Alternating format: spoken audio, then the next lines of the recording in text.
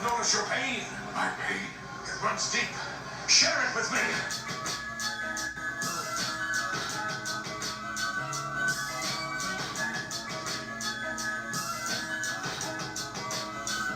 Y'all feel this?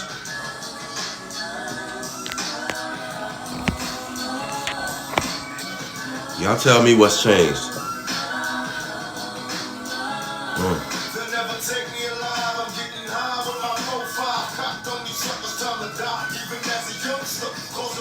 This what caused it. Kicking up dust. Now I'm labeled as the troublemaker. Yeah, black folks, you know what I'm saying? Young black males come up.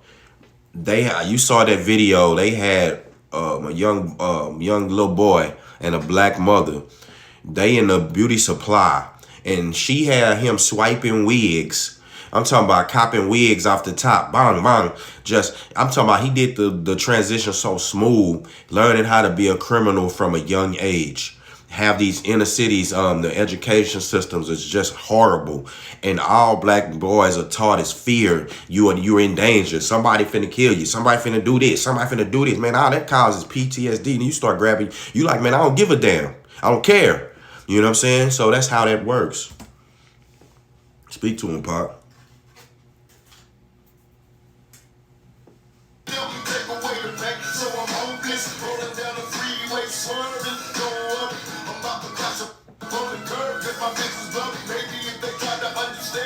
What should I do? What else could I do but be a thug?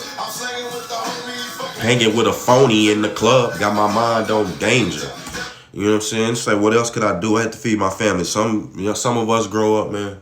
We feel like we don't have nothing else.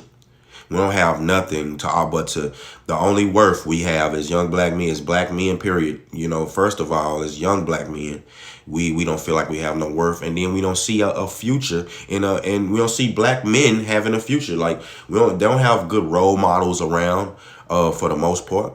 We don't have, a lot of single motherhood. Fathers are gone. So where the boys turn to, that's how you start getting young boys turning in gangs and stuff. They looking for a father figure, looking for a family, looking for that male energy that's not weak, looking for strong male energy, man. And these young boys become in.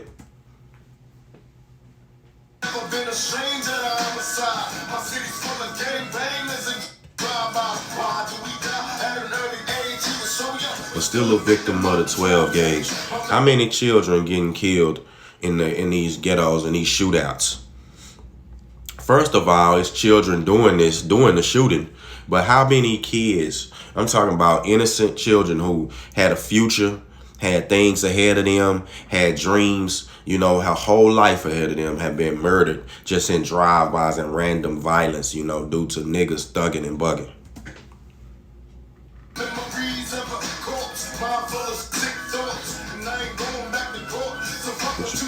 Drinking Hennessy, I'm running from my enemies, or will I live to be 23? So much pain. Now, you heard in the beginning, man, he said their pain, it runs deep. Share it with me. This is what we go through as black men, we should be sharing pain. We should be sharing that pain, not ridiculing one another, not trying to, steal one nigga girl, like catch him and catch a black man in a vulnerable point, and then you pick on him while he down, or you kick him, or you talk about these problems in the black community, but you run at the same time. You run into the other community like you don't want nothing to do with it. No, we have to share pain.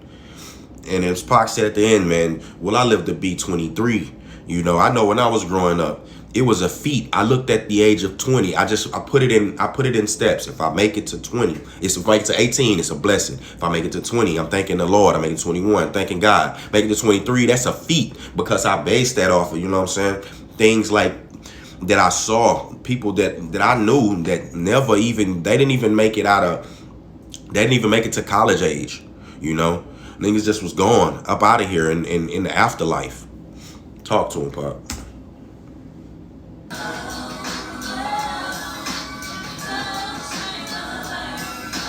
Whoever did that hook, the lady who did that hook wrecked that, man.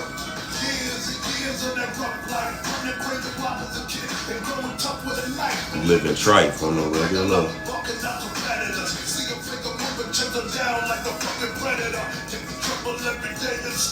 Act a fool. You know what I'm saying? Well, get in trouble every day at school. This is Big Stretch here. You know, I'm gonna break down his lyrics too. You know, even though Big Stretch, you know, betrayed Pac, and Pac felt, or at least Pac felt like he did. I still, you know, at that time, he was rolling with Stretch Tough, and, you know, the company you keep, you know, is reflective of you. So I know at one time, you know, Stretch definitely was in the street life again. And I mean, we all take different paths, man. So I'm not here to, what I'm here to do is be objective. We all take different paths in the ghetto. Betrayals go on. That happens. Look at the paid in full situation, the situation with Alpo and Rich. Like we have these betrayal stories. Pac and Big, Stretch, all this, you know. But this is what happened, man. You know, you heard in Big Stretch, man. Years and years of the rough life. You know, running years and years of the rough life, running crazy wild as a kid and growing tough with a knife and living trife on the regular. You know, you heard out of Big Stretch mouth, living trife. Trife is trifling. Trife stands for trifling. Trifling meaning the gut is gutter, grimy. You will do anything for the money. You get it?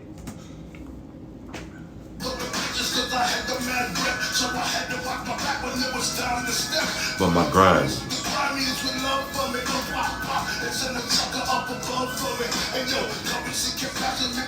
Bro, I didn't cry. He said, bro got hit off with a pack and started selling coke. The money kept passing him by, but he didn't cry. You heard? So that's telling you that coming up, man, a lot of black men didn't have no hope of making no money. They didn't want to work for no company all their life. Like they didn't see no future, you know what I'm saying, in working for McDonald's, or they didn't see that. Like, and it wasn't scheduled for them. They weren't gonna be no CEOs, you know? Or at least they didn't believe that they were. They didn't have that. This wasn't something that was promoted in the culture, unfortunately. So you end up having men, you know, just trying to be street entrepreneurs and starting enterprises in the streets, and that's not the right thing to do. Killing their own people, you know. These men, you could actually take your talent and build a business. You actually have a talent to do that, but you just been brainwashed by the evil powers that be.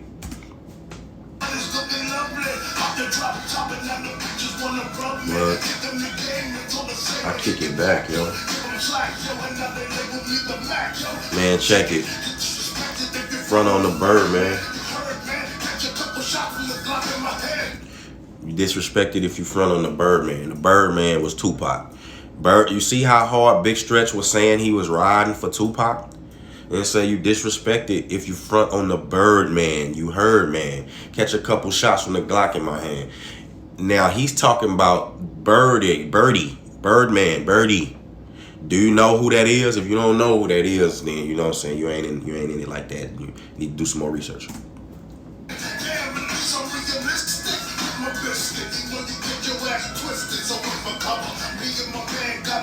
Kicking major dust for the gauge to bust. Always crying, bro, with so much pain. Man, I mean, I come up, like I said, in the era where it was real. I grew up, you know, listening to stuff like the Tupac and Biggie, Snoop, Warren G, all these, you know, in a time where actual gang banging was running prevalent. It was on its way out, I thought.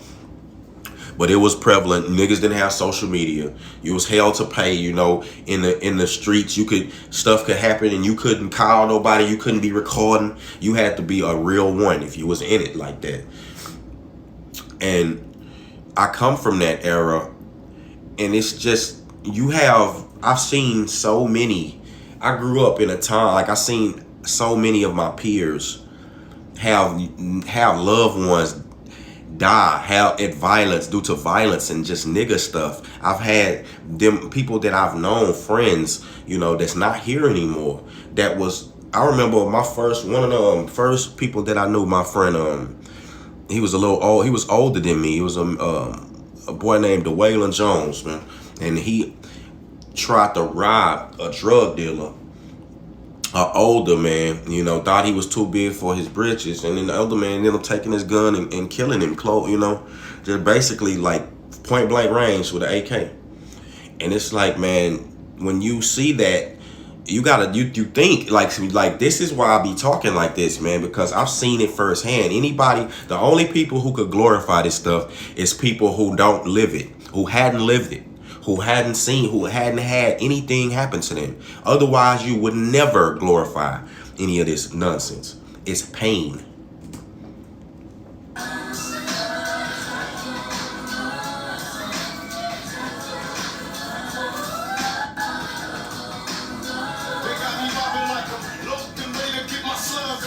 I love and slip my gloves on. And Pac said they got me mobbing like I'm loped and ready to get my slug on. Who is they? He just meaning the life itself, people. You know, the system. Pac was talking about the system. He not speaking on nobody specific. He said they got me mobbing like I'm loped. It's the world, life. That's how black men move around. A lot of black men growing up, you know, they move around with some chip on their shoulder, mobbing through. When you see them at the store, nigga, everywhere they go, they mobbing like they got a problem, mobbing like it's something wrong, like, you know, mobbing like ready to get my slug on, like mobbing like I'm loaded, like, you know, every time you turn around, there's some young black man talking, I'm GD, I'm Crip, it's Crip Shadow, you know, tossing up some fingers, and it's like you don't know nobody like that. But that's just the mentality that's been taught, you know, and it's on autopilot now.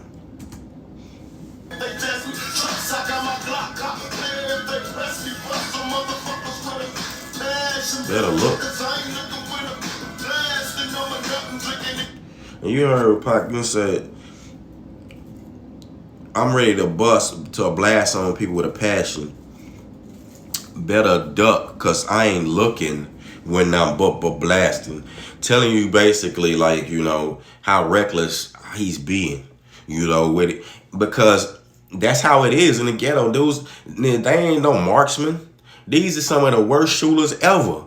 And and they don't care when they going at it with each other. They shooting indiscriminate. When niggas is riding trying to get an op or some stupid stuff like that, they shoot up the whole projects. They shoot in your mama house, and they don't care who there at the time. It could be the nigga just delivering a package. He gonna catch a slug too.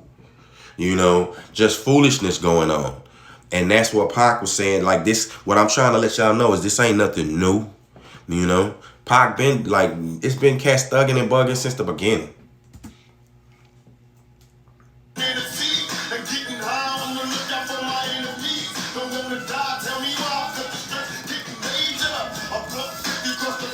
Stress get major. Thug until I'm dead and gone. Keep my brain on the game and stay headstrong. Sorry bastards wanna kill me in my sleep. I'm real, they cannot see. Just a struggle, steady thugging on the street. Said these sorry bastards wanna kill me in my sleep. Man, you know how niggas be, when you start moving in real power, like, it's like the powers, people realize that. Satan himself realized that. When Tupac start trying to move into power and trying to get his life right, man, the devil don't want to allow that, man. He don't want to let that happen. So when you trying to get your life right, man, the devil is working on trying to get you out of here. You know, and he not gonna do it straight up. Like we're warriors. Tupac come from the Black Panther Party. Like that's where his Afeni Shakur was a strong black woman. Even though she was you know, like I said, even though she was on the drugs and all that, that don't, at one point in time, that don't take away from what she stood for and who she was affiliated with. You understand? And Tupac learned that. When you become like a black man, the black man is the chosen of the first of the earth. He's the first man on the earth. This is God has some purpose for him. And when a black man comes into his strength, this is a formidable human being. Man, there was people scared of Pac, bro, in the physical form. Like, that's why you didn't see people dissing him until he died.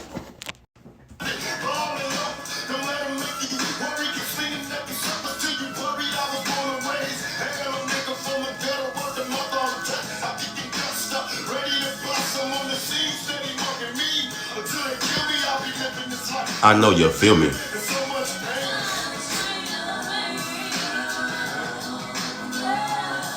Let this ride out, man. See, I can feel that.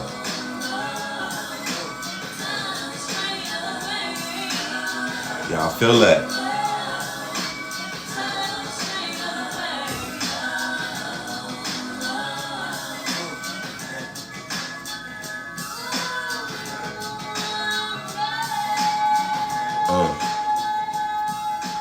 Pain.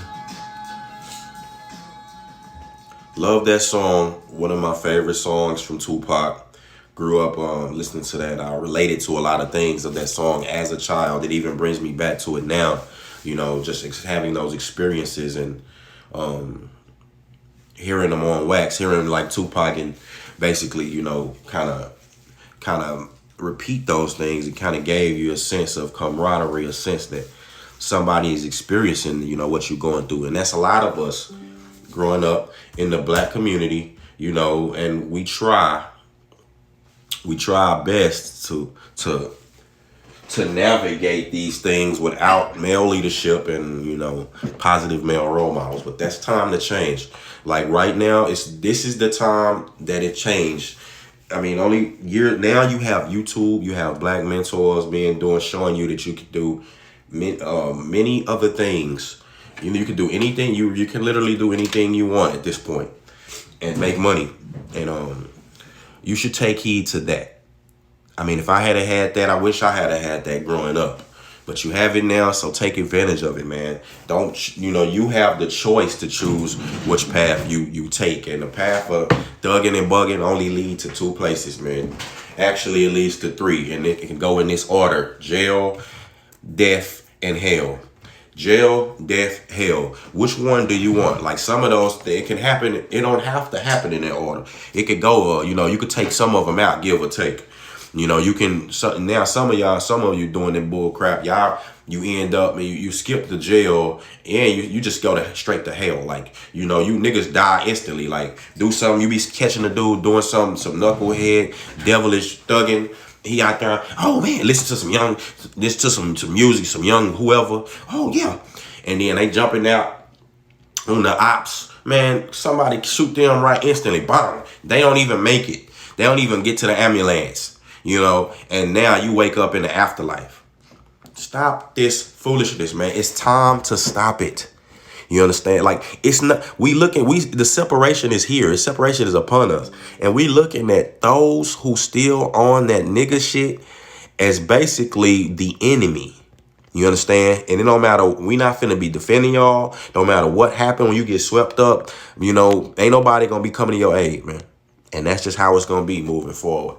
But pain, we need to, share pain. Share the pain in this community, man. If you see somebody hurting that's black, share that pain. Ask them, it ain't nothing wrong when you see another black man. I'm talking to black men. Ain't nothing wrong when you see another black man and give him a compliment. Nothing wrong to do that. Nothing wrong to give him a good word instead of looking him up and damn, nigga, not saying, with a little stupid mug on your face or thinking something stupid, So with that being said, pain, man. It runs deep. Share it with me. I'm gone. Black Effect.